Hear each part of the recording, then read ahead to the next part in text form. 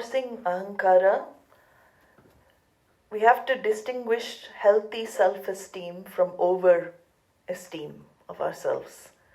Healthy self-esteem definitely is required, which means I have confidence in myself. I also believe in the ahaṅkāra self because it's a role I'm playing. So I'm very clear that this is the role that has been given to me. It has been given, that ahaṅkāra that I have is given. So sometimes we're even confused with the roles that we're playing. Ahaṅkāra keeps changing according to what other people wish. So we keep shifting because we think people will like me if I behave like this. People will like me if I'm like this. That is not called healthy self-esteem. Healthy self-esteem is to have belief in the ahaṅkāra that you have been given. This is ahaṅkāra that I have been given. First of all, I have to deal with that ahaṅkāra minus other people's thinking about other people. It sounds a bit, again, selfish, but Pujya Swamiji often used to say the worst mistake we can make in life is keep worrying about what others think of us. The worst mistake we can make in life is to keep worrying about what others think of us. So first of all, we have to reinforce ahaṅkāra in a healthy way. Child also, as a child, developing the confidence of the child, giving the child some level of self-esteem, all of that, because only a healthy ahaṅkāra can discover itself to be the self, the real self. So you need a relative healthy ahaṅkāra for self-discovery. That is the irony. So first of all, we have to work on the psychological level. That's why Vedānta requires a lot of psychology. So reinforcing in the sense that healthy self-esteem is required, not that I'm totally, I don't care what others think. We shouldn't take it that way. No, I'm sensitive to others' perceptions or others' comments, but I have to live my life. I cannot keep living my life for others. So I'm not a people pleaser. I don't have to please everyone all of the time to feel accepted. That is called healthy. Then I'm strong in myself. So that is first thing. And reinforcing is having the extreme of that. Saying, I don't care, like I was just saying, I couldn't care less what others think. I will do what I want. We have many world leaders with the reinforced ahaṅkāra. We can see that, taking place. Reinforced ahaṅkāra means that arrogance. When you talk about pride, arrogance, I did it, that investment in the individuality, too much heavy investment in that individualized self, that is called reinforced ahaṅkāra. So first level is relative level. We have to differentiate between healthy reinforcement and excessive reinforcement. We are trying to here avoid excessive reinforcement. And excessive reinforcement comes when I give reality, total reality to the ahaṅkāra. I am not willing at all to shift for anybody else. That type of egoic sense of individuality.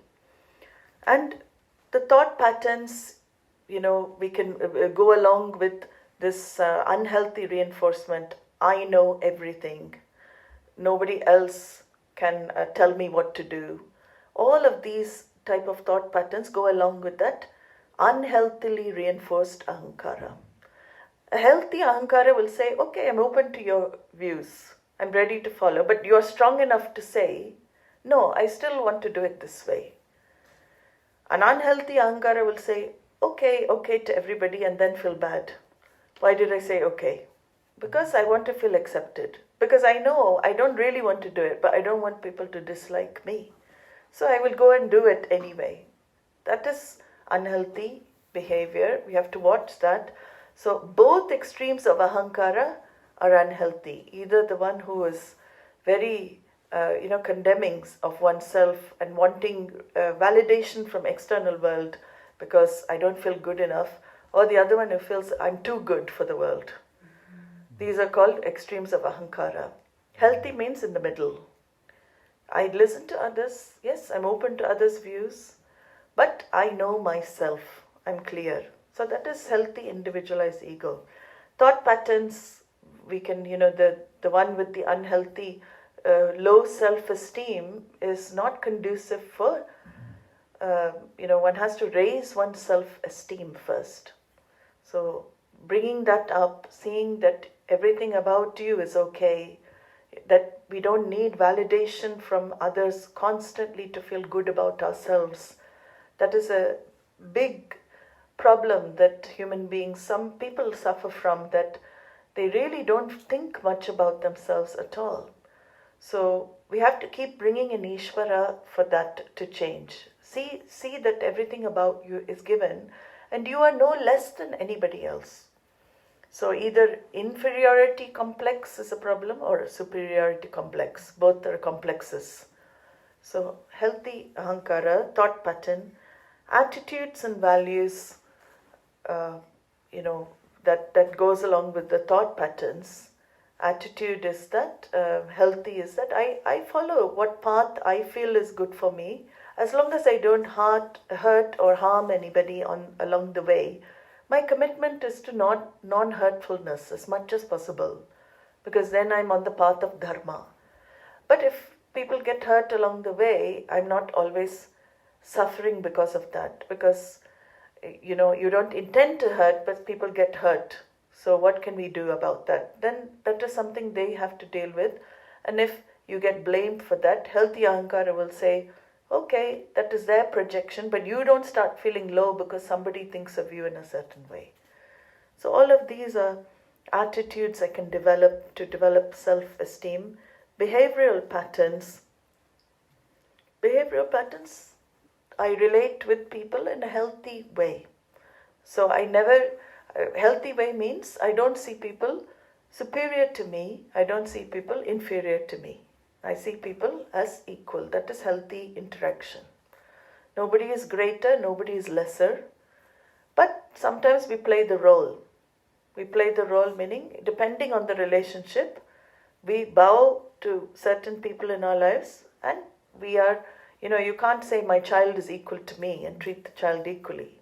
So you have to play the role according to the relationship as well. The reduces of ahaṅkāra, the best way is always seva. Service is a beautiful way of actually reducing this egoic sense of individuality. We're ready to serve anybody, anywhere, anytime. We don't need to be served. We're ready to serve. We're ready to serve doing whatever service we can. Service doesn't have to be always, washing, cleaning, cooking, all of that. Service can be even a kind ear, even listening to somebody, giving time, energy. People these days don't feel listened to.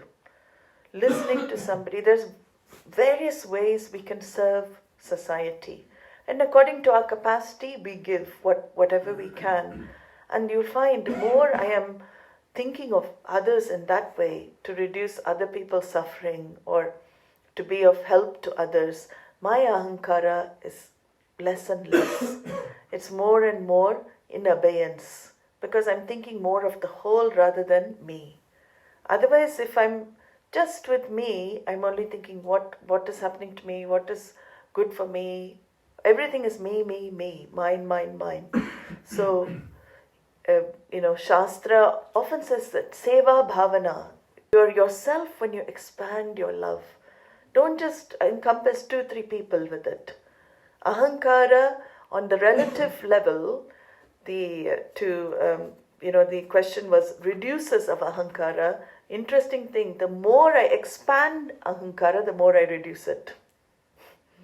The more I expand the ahaṅkāra to encompass everything and everyone, the more I reduce it. That is the best way to keep the ahaṅkāra, in the, more objective vision of reality. When I'm more expansive, I'm more objective. If I'm more closed, I'm more subjective.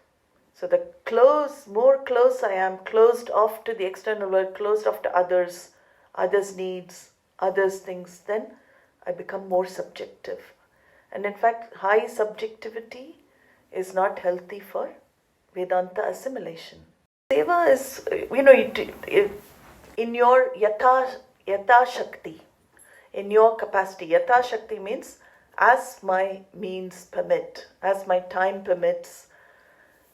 Pleasing people and becoming like a doormat, whatever anybody says, is not real service. Service should be, this is the time I can allocate because I've got my duties as well, I've got my roles to play.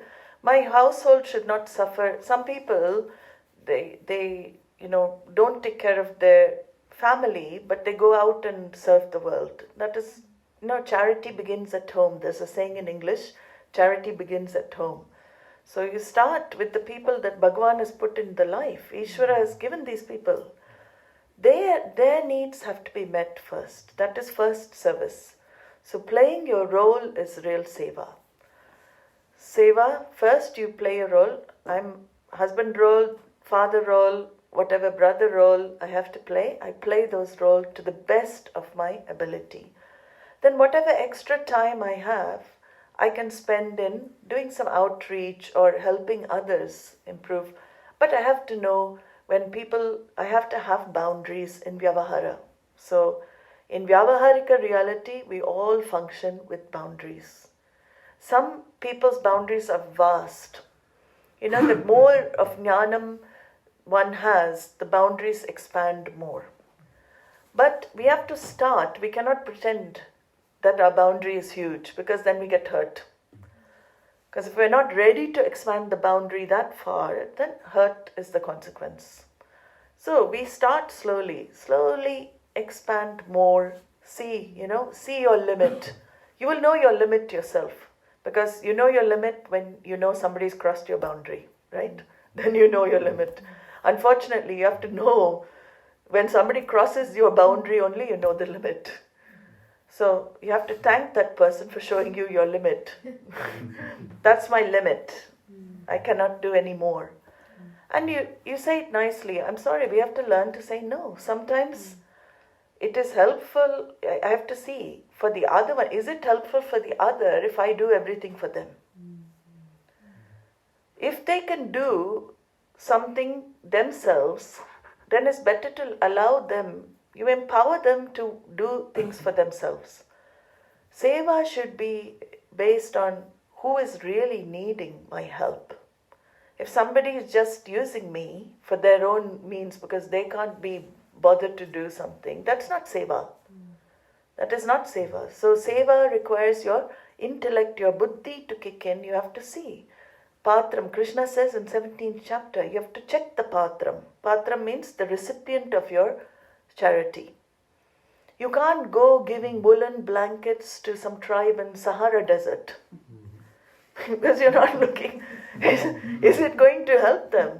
Oh, and then tell everybody, I did so much dhanam, I did seva there. Useless. You have to look at the people, what you're giving, to whom you're giving, why you're giving. We have to examine all those things. So, seva should be given where it is really required. And that much we can discern. We have enough intellect to see, can this person really manage?